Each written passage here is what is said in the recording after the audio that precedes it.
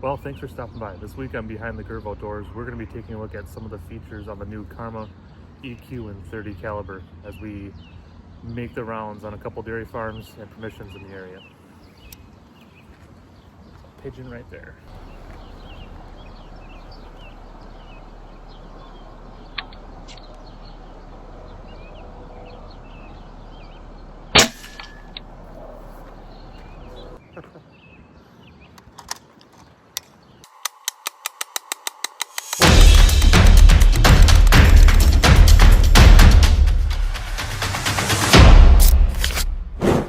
I think the best way to do this is to start from the rear of the gun and just we'll work our way forward, and we'll talk about some of the features of the Karma EQ. Starting with the rear of the gun, we have the adjustable butt pad and the cheek riser here on the rifle. Pretty simple design, pretty easy to operate. Just a couple of Allen key screws. Try to get that picture there for you. You loosen those up. Don't take them out completely. Just want to loosen them just a little bit, and you have the ability to raise and lower your butt pad and raise and lower this cheek piece to get a really good, solid purchase on the rifle. Nice and adjustable for every shooter, and you get the picture that you want when you're shooting.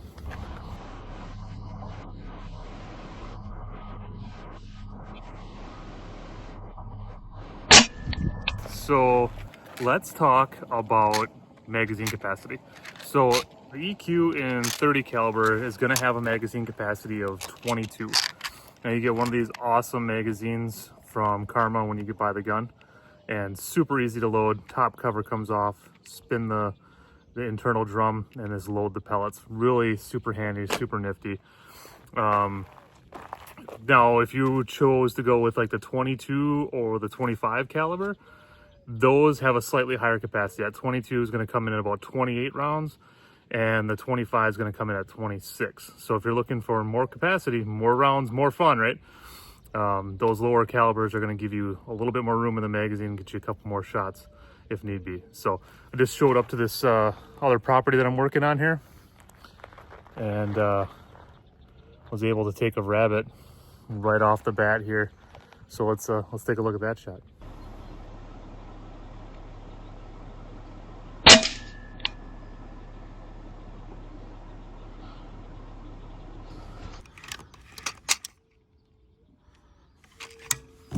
So I am out at one of my favorite properties to pest on. This property here is beautiful. The views out here are outstanding.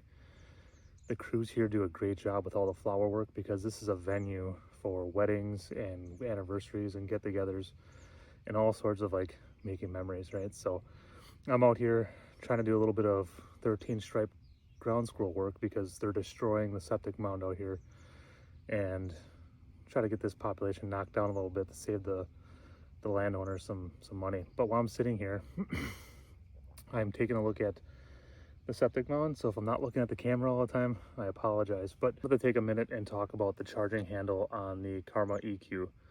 Now, when I started my air gun or my PCP endeavor, I bought Umarex No-Tos, and I really like the gun.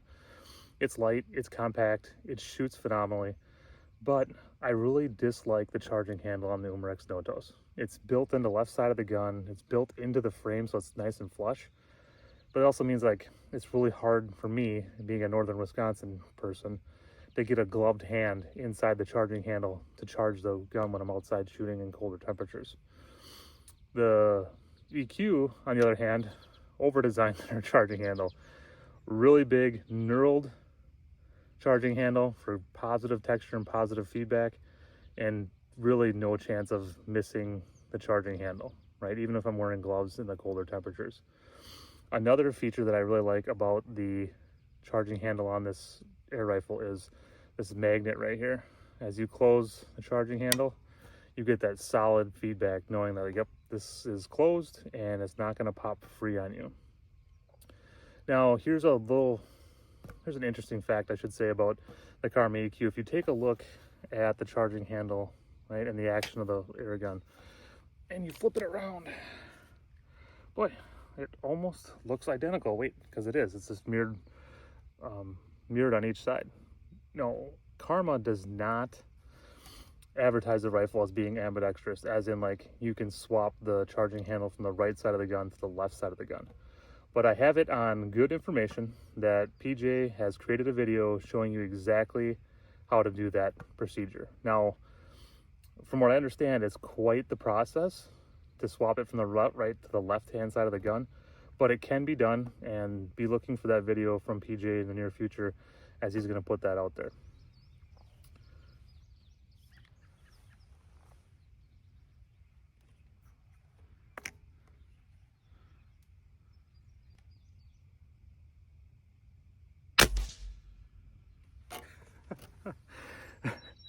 Okay, so back to what I was saying. This is one of my favorite properties to sit on. It's like I said, the views are beautiful. And as I'm sitting here, I was going to apologize for not looking at the camera because I'm watching for ground squirrels because they're destroying the mound system here at this property. And two popped up right there as I was talking about it. So I had to take the shot. I apologize. Oh shoot, here's another one.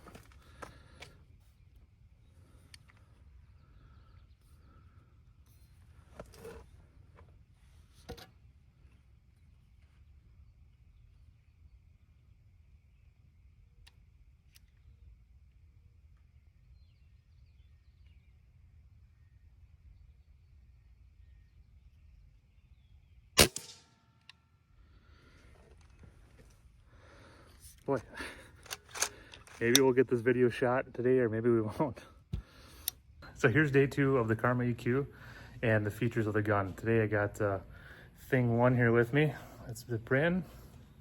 And I got a little one back here, Kate. And we're out at that first farm that we were on the other day. And we're trying to take some of these 13 striped ground squirrels off the property. And so far, both girls have done a fabulous job. They both got one so far. I shot a couple myself. And they're just running back and forth. And they're running back and forth along that rail system out there. So digging a lot of holes along the barrier and causing some damage. So we're going to try to help this property owner out. I wanted to take a second here and talk about the trigger guard and the trigger on the Karma EQ. Now, great insight by the fine folks at Karma when they designed this gun to put like an oversized trigger guard on this gun. Like I said last time we got together, is I really spend a lot of time outdoors, and it is really nice to have a trigger that I don't have to try to mash my glove into to try to get in behind the trigger. As you can see here, this is my oldest Brynn. She's got her finger on the trigger trying to aim at a squirrel here right now. There's one right there. And plenty of room, especially if you have a glove on. Okay, so the second thing I wanted to talk to you guys about was the actual trigger on the Karma EQ.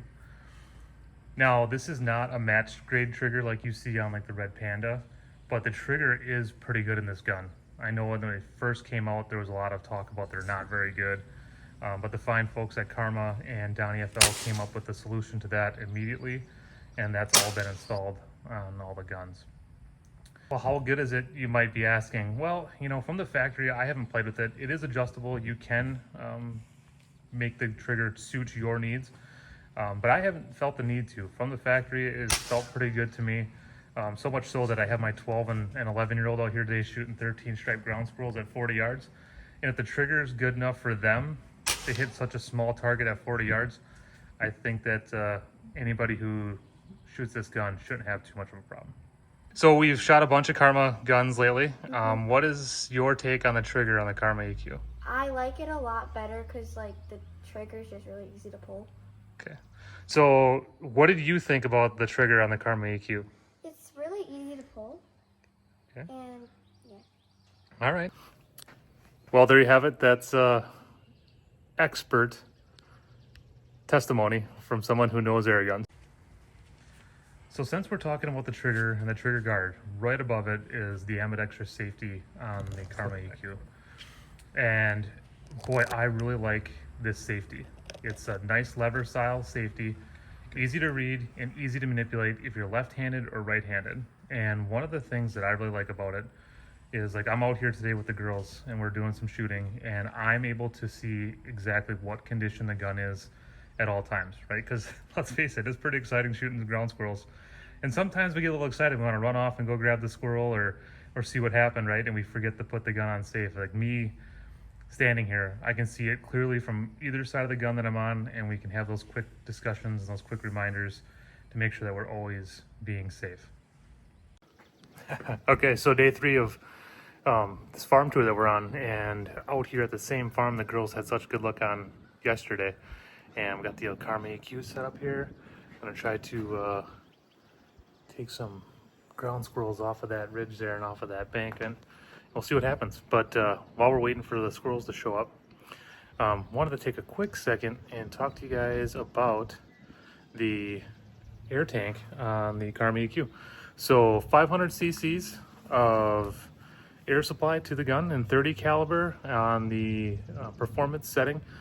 We are getting about 30 to 36 shots. I think the manual says 40 shots, but I have the gun set at about 2100 psi, so it's running just a little bit hot.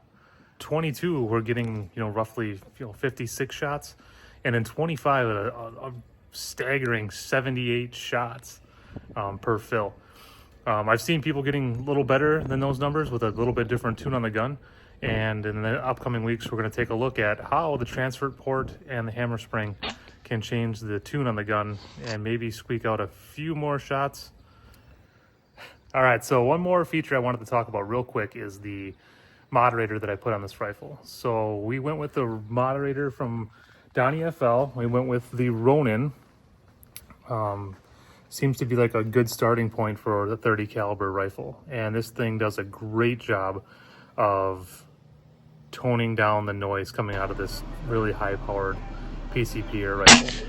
If you don't believe me, here's Kate. She'll tell you what's up. What is your favorite part about this setup that we have right here? Probably how quiet it is. How quiet it is? Yeah. Why do you like a quiet gun? So I don't blast my eardrums out. Yeah?